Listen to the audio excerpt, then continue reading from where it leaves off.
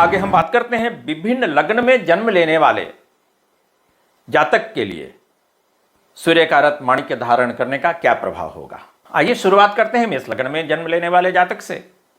तो मेष लग्न में जन्म लेने वाले जातक की जन्म कुंडली में सूर्य पंचम भाव के स्वामी हो जाते हैं। मेष लग्न में जन्म लेने वाले जातक को माणिक्य यानी कि रूबी रत्न धारण करवाया जाए या रूबी रत्न धारण करने से जातक की मंत्रणा शक्ति बढ़ती है। बल पाकर यह हृदय को, हार्ट को बलवान बनाएगा, पेट के रोगों का शमन करेगा, सरकारी तंत्र से अनुकूलता और लाभ देगा, पुत्र संतान की प्राप्ति होगी और पुत्रों की वृद्धि में यह सहायक होगा, भाग्य में वृद्धि होगी। यह मेष लग्न के बारे में हमने कहा कि मेष लग्न के जातक अगर सूर्य का रत्न माणिक्य धारण करते हैं तो उसका क्या प्रभाव होगा। आइए बात करते हैं वृष लग्न के जातक के बारे में।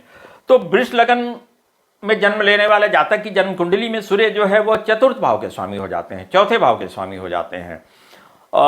वृष लग्न के स्वामी शुक्र होते हैं। शुक्र जो है वह सूर्य का शत्रु भी है। बावजूद वृष लग्न में जन्म लेने वाले जातक की जन्म कुंडली में सूर्य अगर स्वराशि सिंह में चौथे भाव स्थित है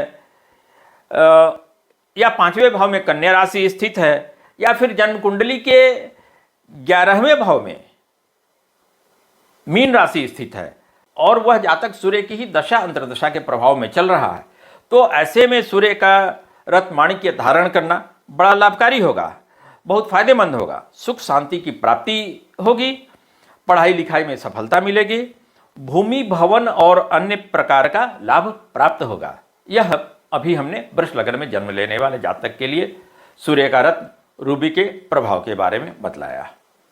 आइए अब हम बात करेंगे मिथुन लग्न में जन्म लेने वाले जातक के लिए सूर्य का रत्न माणिक्य धारण करना लाभकारी होगा या उसका क्या प्रभाव होगा। आइए शुरुआत करते हैं। तो मिथुन लग्न में जन्म लेने वाले जातक की जन्म कुंडली में सूर्य जो है वह तीसरे भाव के स्वामी हो जाते हैं। ऐसे में मिथुन लग्न में जन्म लेने वाले जातक को सूर्य का रत्न माणिक्य तभी धारण करना चाहिए जबकि सूर्य कुंडली के तीसरे भाव में स्वराशि सिंह स्थित हैं और सूर्य की ही दशा के प्रभाव में चल रहे हैं। और ऐसे में अगर आप सूर्य का रत्न माणिक्य धारण करते हैं तब आपकी बाहुबल में वृद्धि होगी, आपकी आयु में वृद्धि होगी, छोटे भाई की आयु और स्वास्थ्य में वृद्धि होगी, मित्रों से मधुर संबंध बना रहेगा, मान सम्मान यश की प्राप्ति होगी। आइए बात किया जाए कर्क लग्न में जन्म लेने वाले जातक की कुंडली में सूर्य का रत्न माणिक्य धारण करने का क्या प्रभाव होगा। तो कर्क लग्न में जन्म लेने वाले जातक की जन्म कुंडली में सूर्य जो है वह द्वितीय भाव, सेकंड हाउस के स्वामी हो जाते हैं। कर्क लग्न में जन्म लेने वाले जातक अगर माणिक्य रत्न यानी रूबी धारण करते हैं तो उनके आंख के रोगों का शमन होगा, नेत्र संबंधी परेशानी दूर होगी, धन की वृद्धि होगी, विद्या की प्राप्ति होगी, वाणी के दोषों का निवारण होगा। एक बात ध्यान रहे कि कुंडली का दूसरा भाव जो है वह मारक भाव भी होता है, मार्केश भाव भी उसे कहते हैं। तो ऐसे में कर्क लग्न के स्वामी चंद्रमा का रत्न मोती या मूनस्टोन भी जरूर धारण कर लेना चाहिए ताकि सूर्य का जो वह मारक प्रभाव है वह प्रभावी न हो। और इस प्रकार हमने जाना कि कर्क लग्न में जन्म लेने वाले जातक को सूर्य का रत्न माणिक्य धारण करने का क्या प्रभाव होगा। आइए बात करते हैं सिंह लग्न में जन्म लेने वाले जातक के लिए। तो सिंह लग्न में जन्म लेने वाले जातक की जन्म कुंडली में सूर्य प्रथम भाव यानी सिंह लग्न के स्वामी हो जाते हैं। ऐसे में सिंह लग्न में जन्म लेने वाले जातक अगर सूर्य का रत्न माणिक्य यानी रूबी धारण करते हैं तब आपके धन आयु की वृद्धि होगी, स्वास्थ्य उत्तम बना रहेगा, सभी दिशाओं में उन्नति होगी, सरकारी तंत्र से लाभ का योग बनेगा, हड्डी तथा आंख की परेशानी दूर होगी, पाचन शक्ति ठीक होगा, पाचन शक्ति बढ़िया होगा। आइए बात किया जाए कन्या लग्न में जन्म लेने वाले जातक के लिए।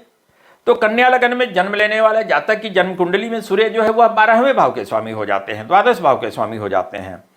कुंडली का 12वां भाव जो है वह लॉस का भाव है, नुकसान का भाव है, एक्सपेंडिचर का भाव है, खर्चे का भाव है। और फिर कन्या लगन में जन्म लेने वाला जातक आप सूर्य कारक माणिक्य तभी धारण करें जबकि आपका जन्म 15 अगस्त से लेकर के 14 सितंबर के बीच में हुआ है, यानी कि सूर्य आपकी जन्म कुंडली के 12वें भाव में स्वराशि सिंह स्थित हैं, तभी आपको सूर्य कारक धारण करना चाहिए। साथ ही सूर्य की महादशा का भी प्रभाव चल रहा है, तभी आप सूर्य कारक माणिक्य धारण करें, अन्यथा नहीं। आइए बात किया जाए तुला लग्न में जन्म लेने वाले जातक के लिए सूर्य कारक माणिक्य, जिसे अंग्रेजी में रूबी कहा जाता है, वह धारण करने का क्या प्रभाव होगा। तो तुला लग्न में जन्म लेने वाले जातक की जन्म कुंडली में सूर्य जो है वह 11वें भाव के स्वामी हो जाते हैं। जन्म कुंडली का 11वां भाव जो है वह लाभ का स्थान है, इनकम का, गेन का स्थान है।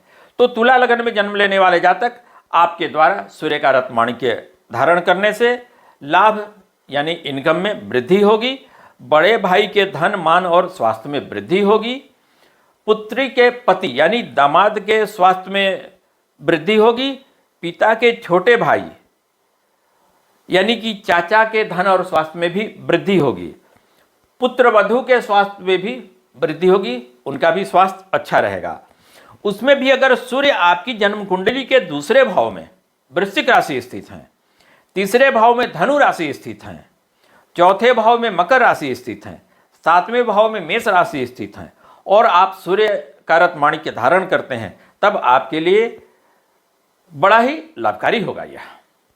आइए बात किया जाए वृश्चिक लग्न में जन्म लेने वाले जातक के लिए सूर्य कारक माणिक्य धारण करना कैसा रहेगा। तो वृश्चिक लग्न में जन्म लेने वाले जातक की जन्म कुंडली में सूर्य 10वें भाव के स्वामी हो जाते हैं। सूर्य वृश्चिक लग्न के स्वामी मंगल के मित्र भी हैं, अतः आपके द्वारा माणिक्य रत्न धारण करने से आपके रोजगार व्यवसाय में तरक्की होगी, यश कीर्ति मान सम्मान की वृद्धि होगी, पिता के धन में वृद्धि होगी, माता की आयु तथा स्वास्थ्य में वृद्धि होगी, पिता के नेत्र रोग का शमन होगा। और जब आप सूर्य की ही दशा अंतर्दशा के प्रभाव में चल रहे हैं, तब आपके द्वारा सूर्य कारक माणिक्य धारण करना और भी लाभकारी हो सकता है। आइए बात किया जाए धनु लग्न में जन्म लेने वाले जातक के लिए सूर्य कारक माणिक्य धारण करना कैसा रहेगा या उसका प्रभाव क्या होगा। तो धनु लग्न में जन्म लेने वाले जातक आपकी जन्म कुंडली में सूर्य जो है वह 9वां भाव यानी भाग्य स्थान के स्वामी हो जाते हैं। आप धनु लग्न में जन्म लेने वाले जातक आपके द्वारा माणिक्य रत्न धारण करने पर आपके भाग्य में वृद्धि होगी, भाग्योदय होगा, सर्वत्र सफलता और खुशी प्राप्त होगी, पिताजी की आयु में वृद्धि होगी, सूर्य की दशा अंतर्दशा में माणिक्य रत्न या रूबी आपके द्वारा धारण करना और भी लाभकारी होगा, सुटेबल होगा। अगर सूर्य की ही दशा अंतर्दशा चल रही है तो और भी बढ़िया रहेगा। आइए बात किया जाए मकर लग्न में जन्म लेने वाले जातक के लिए। तो आप मकर लग्न में जन्म लेने वाले जातक आपकी जन्म कुंडली में सूर्य 8वें भाव के स्वामी हो जाते हैं। यह एक अशुभ भाव है। यह भी कहा जाता है कि सूर्य और चंद्रमा को अष्टमेश का दोष नहीं लगता, यह कहा जाता है। बावजूद मकर लग्न में जन्म लेने वाले जातक को मैं माणिक्य रत्न यानी रूबी धारण करने की सलाह नहीं देता हूं। मेरी समझ में अगर आप मकर लग्न में जन्म लेने वाले जातक माणिक्य रत्न तभी धारण करना चाहिए आपको जबकि सूर्य आपकी जन्म कुंडली में 8वें भाव में ही स्वराशि सिंह स्थित हैं और आप सूर्य की दशा अंतर्दशा के प्रभाव में चल रहे हैं, अन्यथा आपके द्वारा सूर्य का रत्न माणिक्य धारण करना अच्छा नहीं रहेगा। आइए बात किया जाए कुंभ लग्न में जन्म लेने वाले जातक के विषय में माणिक्य रत्न धारण करने का क्या प्रभाव होगा। तो आप कुंभ लग्न में जन्म लेने वाले जातक आपकी जन्म कुंडली में सूर्य जो है वह 7वें भाव के स्वामी हो जाते हैं। जन्म कुंडली का 7वां भाव जो है वह विवाह स्थान है, पत्नी स्थान है, साथ साथ मारक स्थान भी है। कुंभ लग्न के स्वामी शनि होते हैं। शनि जो है वह सूर्य के नेचुरल एनिमी, प्राकृतिक शत्रु भी हैं। अतः आप कुंभ लग्न में जन्म लेने वाले जातक आपको सूर्य का रत्न माणिक्य धारण करने की सलाह मैं नहीं देता हूं। किसी भी स्थिति परिस्थिति में आपको सूर्य का रत्न माणिक्य यानी कि रूबी धारण करने की सलाह मैं नहीं देता हूं। अब आइए अंत में बात किया जाए मीन लग्न में जन्म लेने वाले जातक के विषय में। तो आप मीन लग्न में जन्म लेने वाले जातक सूर्य आपकी जन्म कुंडली में 6ठे भाव के स्वामी हो जाते हैं। जन्म कुंडली का 6ठा भाव जो है वह रोग स्थान है, ऋण स्थान है, शत्रु स्थान है, रोग ऋण शत्रु का स्थान है छठा भाव। तो मेरी राय में आप मीन लग्न में जन्म लेने वाले जातक को सूर्य का रत्न माणिक्य यानी रूबी तभी धारण करना चाहिए जबकि सूर्य आपकी जन्म कुंडली में छठे भाव में ही स्वराशि सिंह स्थित हैं और आप सूर्य की ही दशा अंतर्दशा के प्रभाव में चल रहे हैं, तभी आप सूर्य का रत्न माणिक्य धारण कीजिए, अन्यथा नहीं। और इस प्रकार यह हमारा वीडियो पूर्ण हुआ, कंप्लीट हुआ। अगर हमारा यह वीडियो आपको अच्छा लगे तो हमारे चैनल का सदस्य जरूर बनिए, हमारे चैनल को जरूर सब्सक्राइब कीजिए। इस वीडियो में इतना ही, फिर हम दूसरे वीडियो में मिलेंगे, तब तक के लिए विदा लेते हैं, धन्यवाद।